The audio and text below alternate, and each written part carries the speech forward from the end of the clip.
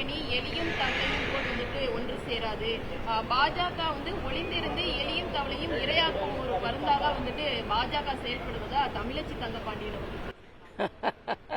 தமிழச்சி தங்கபாண்டியன் திடீர்னு அவங்க வந்து தென் சென்னையில எந்த தெருக்களுக்கு வந்து எப்படி அவங்க பணியாற்றினாங்கன்னு எனக்கு தெரியாது.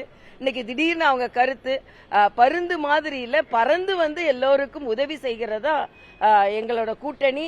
நான் கேட்கிறேன், இன்னைக்கு நாங்க எல்லாரும் மரியாதைக்குரிய பாரத பிரதமர் வந்து எல்லாரும் கையை பிடித்து உயர்த்தி நிச்சயமாக ஒரு பரந்த மனப்பான்மையோட, பருந்து மனப்பான்மை இல்ல, பரந்த மனப்பான்மையோடு நாங்கள் கூட்டணி அமைத்து இருக்கிறோம். இன்னைக்கு நீங்க தான் கழுகு மாதிரி உட்கார்ந்து கொண்டு யாரை விடுங்களா கேட்கிறேன். எங்களை சொன்னீங்களே டெல்லியில இருந்து தான் வரும், டெல்லியில இருந்து தான் உங்களோட கூட்டணி அமைன்னு சொல்லிட்டு இருந்தீங்களே, இன்னைக்கு என்ன சொல்றாங்க?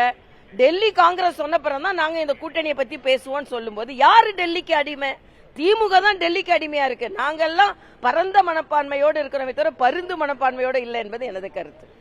தேங்க்யூப்பா.